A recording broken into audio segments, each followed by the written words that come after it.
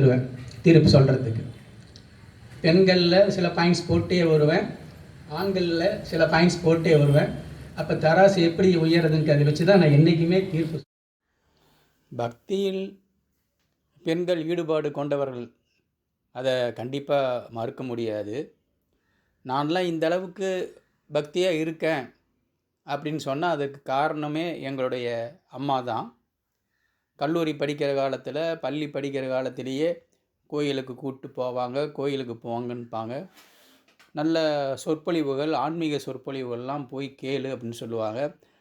அதனால தான் இன்றைக்கி நாங்கள் பக்தியாக இருக்கோம். அப்போ ஒரு ஆண் பக்தியாக இருக்கான் அப்படின்னா அதற்கு ஒரு மூல காரணமாக இருப்பது ஒரு தாய் தான். அந்த தாய் ஒரு பெண் தான். அதே போல் ஒரு 20 ஆண்டுகளுக்கு முன்பு எனக்கு உடம்பு சரியில்லை. அப்போ சென்னையில் இருக்கேன் நான். அப்போ எங்கள் அம்மா என்ன சொல்கிறாங்க,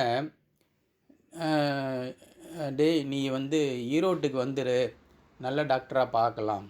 நான் இருக்கிறது சென்னையில், ஈரோட்டில் நல்ல டாக்டர் பார்க்கலாம் வான்னாங்க. என்னன்னா அது தாய் பாசம். நான் போன உடனே அங்கே பக்கத்தில் ஒரு மாரியம்மன் கோயில், அங்கே முதல்ல கூப்பிட்டு போகிறாங்க. போயிட்டு பாடம் போடுறாங்க. அந்த பூசாரி பாடம் போடுறாரு.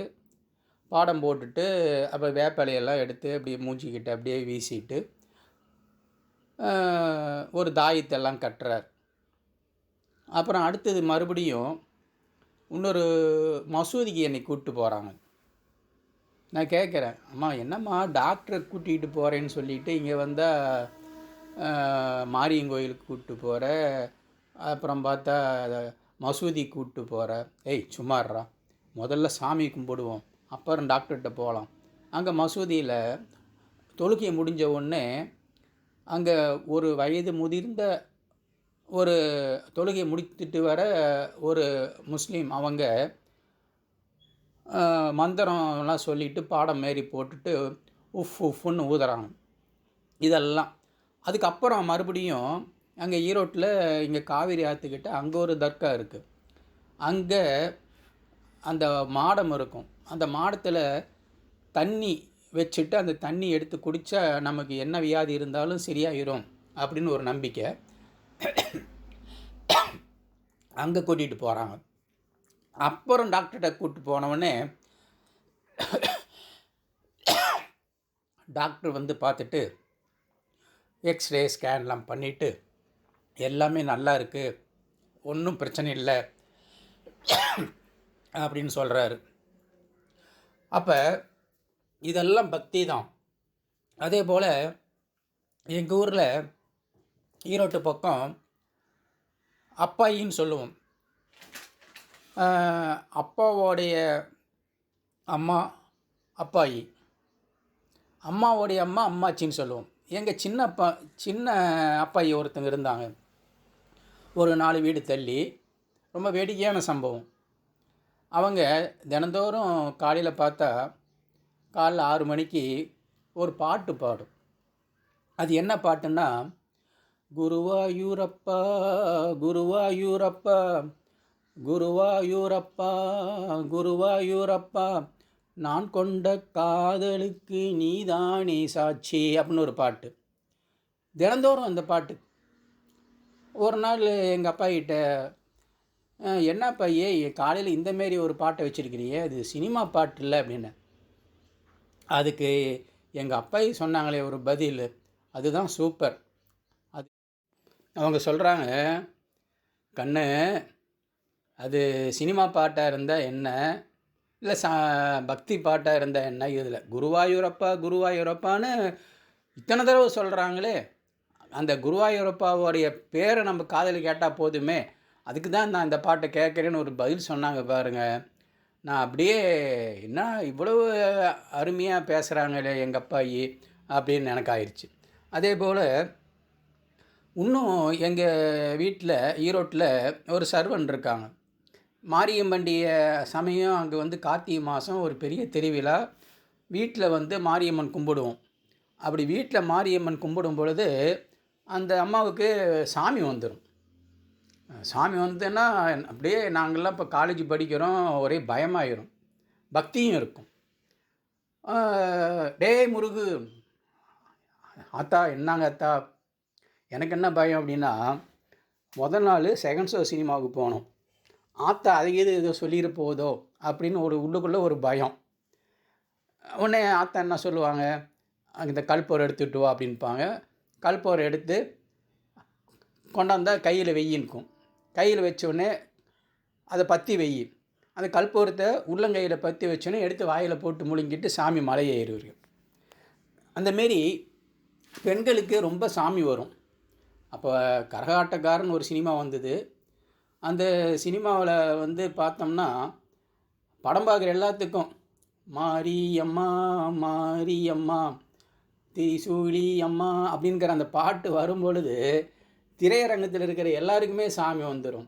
இந்தமாரி பக்தி எப்படின்னா பெண்கள் அளவுக்கு அதிகமான பக்தி உடையவர்களாக இருக்காங்க. அது சந்தேகமில்லை, அது மறுப்பதற்கும் இல்லை. ஆன்மீகத்தில் பெரிதும் ஈடுபாடு உடையவர்கள் ஆண்களே அப்படின்னுக்கிறதுக்கு இந்த தராசில் சில பாயிண்ட்ஸ் நம்ம போட்டுக்கிட்டு வரேன். முதல்ல நம்ம பார்த்தோம்னா அகத்தியர். ராமரே சென்று வணங்கிய அகத்திய முனிவர். இவர் ஆன்மீகத்தில் எவ்வளவு சிறந்தவர். அடுத்தது ஆன்மீகத்தால் இந்தியாவை இணைத்த ஆதிசங்கரர். 1300 ஆண்டுகளுக்கு முன்பே இவர் 3 வயதிலே ஞானம் பெற்றவர். தன்னுடைய தாய்க்காக நதியின் போக்கையே மாற்றியவர். அடுத்தது ஸ்ரீ ராகவேந்திரர். 1595 வாழ்ந்தவர். சிறந்த ஆன்மீக சொற்பொழிவாளர். ராமாயணத்தை ஆன்மீக சொற்பொழிவு பண்ணுறவர். இவர் கடவுளாக உயர்ந்தவர் ஸ்ரீ ராகவேந்திரர். அதே போல் அருணகிரிநாதர் இசை மூலம் தெய்வ வழிபாட்டை உலகிற்கு உணர்த்தியவர். திருப்புகழ் தந்த அருணகிரிநாதர் இவர் 15ஆம் நூற்றாண்டில் வாழ்ந்தவர். அடுத்தது சீரடி சாய்பாபா. கேட்ட வரத்தையெல்லாம் உடனே அளிக்கும் சீரடி சாய்பாபா அவர்கள். இவர் என்ன சொல்கிறாருன்னா, எப்போதும் உங்கள் சுமைகளை நான் சுமக்கிறேன் என்று சொன்னவர். அடுத்தது பட்டினத்தார். காதற்ற ஊசியும் வாராதுகான் கடைவெளி காதற்ற ஊசியும் வாராதுகான் கடைவெளிக்கே என்று சொன்ன பட்டினத்தார்.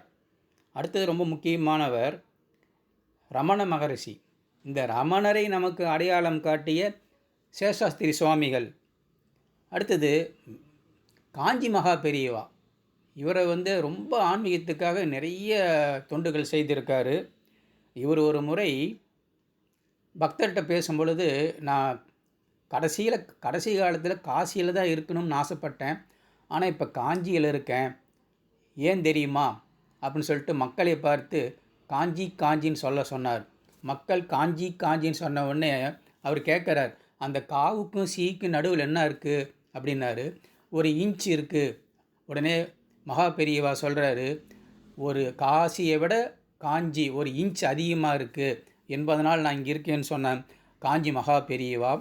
அதுக்கப்புறம் இப்போ நம்ம காலத்தில் நம் கண் முன்னே வாழ்ந்து நாம் வணங்கத்தக்க போற்றத்தக்க புகழ்மிக்கவராக இருந்த ஆன்மீக செம்மல் திருமுருக கிருபானந்த வாரியார் அவர்கள். இப்படி நாம் பட்டியலை சொல்லிகிட்டே போகலாம். இந்த ஆண்களுடைய பக்தி ஆன்மீகத்தில் சிறந்தவர்கள் அப்படின்னா இன்னும் நிறையா இருக்குது. சொல்லிக்கொண்டே போகலாம். இதுக்கு ஒரு முடிவே கிடையாது. ஆண்களுடைய ஆன்மீக